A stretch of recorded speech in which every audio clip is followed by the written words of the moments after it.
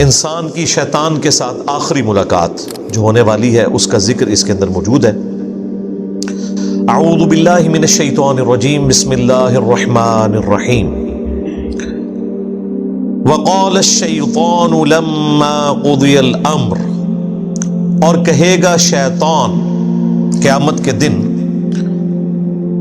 جب کہ سب کا فیصلہ ہو چکے گا، یعنی جنتی جنت میں پہنچ گئے، جہنمی جہنم میں چلے گئے، اللہ تعالیٰ کی طرف سے الٹیمیٹ ڈیسیژن ہو گیا، اس کے بعد شیطان بھی اپنے ماننے والوں سے خطاب کرے گا۔ ان اللہ وعدکم وعد الحق، دیکھو بے شک اللہ تعالیٰ نے جو وعدہ تم سے کیا تھا دنیا میں وہ تو تھا سچا وعدہ۔ کیا وعدہ تھا؟ کہ جو میرے نبیوں کی پیروی کرے گا میں اسے ہمیشہ کی جنتوں میں داخل کروں گا، اور جو انبیاء کی نافرمانی کرے گا اس کا ٹھکانہ الٹیمیٹلی جہنم کی آگ ہونے والی ہے۔ وَلِعَوْذُ بِاللَّهِ تَعَالَى اللہم اجرنا من النار، اللہم انا نسألک جنت الفردوس مع النبیین والصدیقین والشہداء والصالحین، آمین۔ تو شیطان کہے گا دیکھو اب تو حق واضح ہو چکا ہے، بے شک جو اللہ نے تم سے وعدہ کیا تھا نا وہ پورا کر دیا، جو جنتیوں کے حق میں وعدہ کیا تھا اہل ایمان کے حق میں وہ بھی درست ثابت ہو گیا، اور جو جہنمیوں کے لیے اہل کفر کے لیے وعدہ کیا تھا وہ بھی پورا ہو گیا۔ وَوَعَدْتُكُمْ فَأَخْلَفْتُكُمْ، اور جو میں نے تم سے وعدہ کیا تھا تو میں اپنے وعدے کی خلاف ورزی کرتا ہوں۔ یعنی میں نے کیا وعدہ کیا تھا دنیا میں، لمبی امیدیں دلائی ہوئی تھی۔ ایک تو ڈائریکٹلی وہ لوگ ہیں جو شیطان کی عبادت کرنے والے لوگ ہیں، ایک وہ جو اہل ایمان میں سے ہوں یا اللہ کے ماننے والے ہیں، ان کو بھی شیطان لمبی امیدیں دلاتا ہے کہ ابھی کافی زندگی پڑی ہے، اللہ کے راستے پہ آ جاؤں گا ایک نہ ایک دن، اور یوں انسان دنیا سے اچانک اچک لیا جاتا ہے، اور اس کی زندگی میں وہ لمحہ نہیں آتا کہ جب وہ واقعتاً اللہ تعالیٰ کا تابع فرمان ہو کر زندگی کو بسر کرے۔ تو یہ شیطان جو ہے وہ جھوٹے وعدے اس کو دلاتا ہے۔ ایک اور وعدہ جو شیطان دلاتا ہے کہ اللہ تعالیٰ بڑا غفور رحیم ہے، معاف کر دے گا، at the end of the day اس نے سب کو چھوڑ دینا ہے۔ دیکھو کوئی ماں اپنے بچے کو جہنم میں نہیں پھینک سکتی، تو یہ کیسے ہو سکتا ہے کہ اللہ تعالیٰ اپنے بندوں کو جہنم میں پھینکے؟ یہ تو اللہ تعالیٰ کی رحمت کے بھی خلاف ہے۔ یہ بھی شیطان نے جھوٹے وعدے دلائے میں۔ یہ جھوٹے اور فراڈ پہ مبنی وعدے اس لیے ہیں کہ اس طرح کی کوئی تعلیم اللہ تعالیٰ کی طرف سے اپنی کتابوں میں یا اپنے پیغمبروں کے ذریعے انسانیت تک نہیں پہنچائے گی۔ قرآن کا مقدمہ تو بالکل ڈیفرنٹ ہے، اور جو لوگ پہلی دفعہ قرآن کو پڑھتے ہیں ترجمے کے ساتھ اپنی نیٹو لینگویج کے اندر، وہ کہتے ہیں یہ تو کتاب بات ہی کچھ اور کر رہی ہے، اس کا کانفیڈنس لیول ہی بہت ہائی ہے، اور بالکل سٹریٹ فارورڈ کتاب ہے، کوئی لگی لپٹی بات نہیں ہے، ڈائریکٹلی ہے کہ مانو گے بچ جاؤ گے، نہیں مانو گے تو مارے جاؤ گے۔ لیکن شیطان پھر جو غلط امیدیں لوگوں کو دلاتا ہے، اور یہ امید کبھی وہ شخص نہیں اس کے پیچھے چلے گا، اس جعلی اور جھوٹی امید کے پیچھے، جس نے قرآن پڑھا ہوا ہے، الا یہ کہ کوئی آنکھیں بند کر لے، ورنہ قرآن کا مقدمہ بالکل ون سائیڈڈ ہے۔ قرآن پڑھنے والا کبھی بھی اس رزلٹ پہ نہیں پہنچے گا کہ اللہ تعالیٰ نے سب کو چھوڑ ہی دینا ہے۔ قرآن میں جو اللہ تعالیٰ کا مزاج بیان ہوا ہے وہ تو سختی والا ہے، سیدھی سی بات ہے، وہاں تو آپ کہیں بھی باطل کو داخل نہیں کر سکتے۔ بالکل 2+2=4 والی بات ہوئی ہے کہ مانو گے تو جنت ملے گی، نہیں مانو گے تو جہنم میں جاؤ گے۔ یہ تھوڑی بہت جو گنجائشیں نکلتی ہیں وہ بھی احادیث میں نکلتی ہیں، وہ بھی کسی درجے میں۔ جو پبلک کے اندر دین چل رہا ہے وہ نہ قرآن میں ہے نہ حدیث کے اندر موجود ہے۔ تو یہ شیطان جو لمبی لمبی امیدیں دلاتا تھا، تو شیطان کہے گا کہ میں نے بھی دنیا میں تم سے وعدہ کیا تھا، تو آج میں وہ ٹروتھ ریویل کر رہا ہوں کہ لو جی میں تو مکر گیا جی اپنے وعدے تو،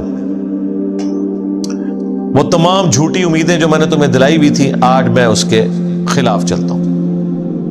انہی امیدوں میں سے ایک امید یہ بھی ہے کہ جو کچھ بھی ہے تیرے محبوب کی امت سے۔ اب یہ باتیں کیا صحابہ اکرام کو، آل البیت کو نہیں پتہ تھی؟ لیکن ان کی زندگیاں تو خوف خدا سے عبارت ہیں۔ خود اللہ کے محبوب صلی اللہ علیہ وآلہ وسلم نے جس سختی کے ساتھ اپنی امت کو سمجھایا ہے وہ تو بالکل ون سائیڈڈ مقدمہ ہے۔ بخاری مسلم دونوں میں حدیث ہے، اللہ کے محبوب صلی اللہ علیہ وآلہ وسلم نے فرمایا، دیکھو اپنے مال کی زکوٰۃ ادا کرنا، اللہ کا حق جو ہے وہ دینا، مال غنیمت میں خرد برد نہ کرنا، بیت المال کے اندر بے ایمانی نہ کرنا۔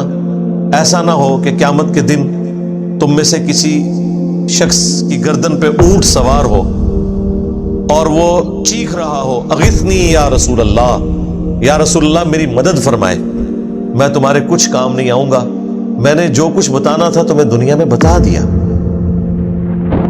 ایسا نہ ہو کہ کسی شخص کی گردن پہ اس کی گائے سوار ہو جس کی اس نے زکوٰۃ ادا نہیں کی، اور وہ چیخ کے کہہ رہا ہو، اغثنی یا رسول اللہ، یا رسول اللہ میری مدد کیجئے، میں تمہارے کچھ کام نہیں آؤں گا، میں نے دنیا میں جو تمہیں بتانا تھا بتا دیا۔ پھر نبی اسلام نے مختلف چیزیں گنوائی، کسی کی گردن پہ بکری سوار ہو۔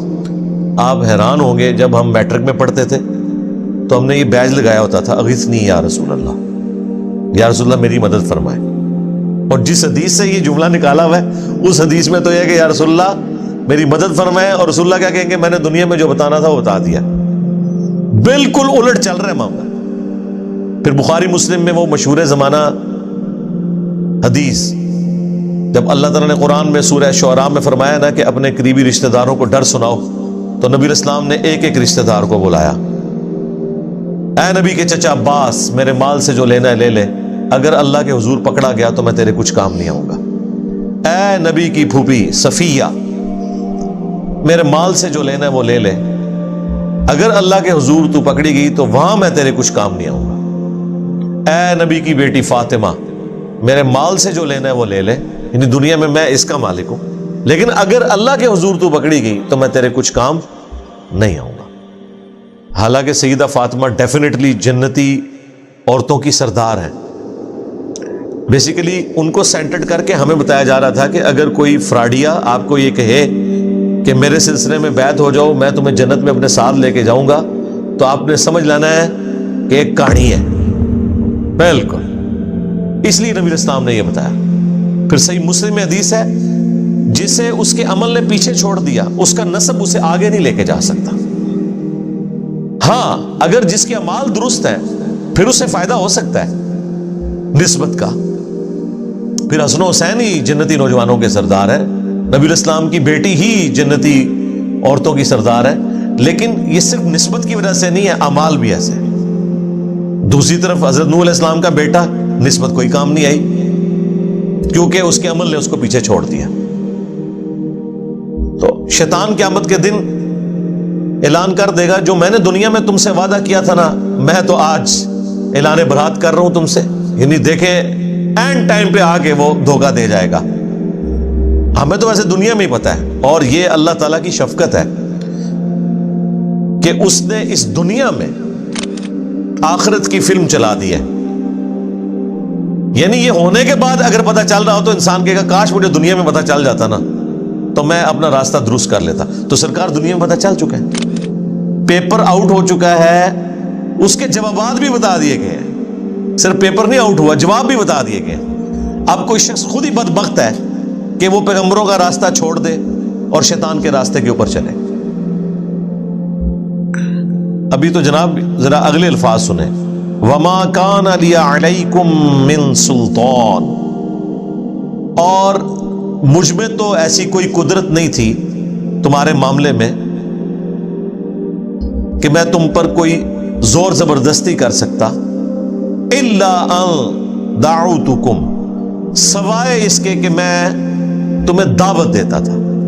لے جی، یہ مقدمہ بھی بالکل کلیئر ہے کہ جو لوگ دنیا میں کہتے ہیں کہ ہم سے شیطان نے یہ کام کروایا اور اس کی پلی لیتے ہیں، کیا خود ہوتا ہے، شیطان نے اس حوالے سے تو کروایا ہوتا ہے کہ وہ دعوت دیتا ہے، اس حوالے سے شیطان نے نہیں کروایا ہوتا کہ وہ زبردستی کرواتا ہے۔ یہ ذہن میں رکھیے گا، وہ صرف دعوت دیتا ہے۔ وہ تو یوسف علیہ السلام نے بھی کہا تھا کہ شیطان نے میرے بھائیوں اور میرے درمیان جدائی کر دی، لیکن یوسف علیہ السلام کے کہنے کا مقصد یہ نہیں تھا کہ میرے بھائی بے قصور ہیں، نہ، انہوں نے معافی مانگی ہے، دعوت دی شیطان نے، ظاہر شیطان نے تو دعوت دینی ہے۔ تو یہاں پر واضح ہے کہ شیطان قیامت کے دن کہے گا کہ مجھے تم پر کوئی زور نہیں تھا سوائے اس کے کہ میں تمہیں صرف بلاتا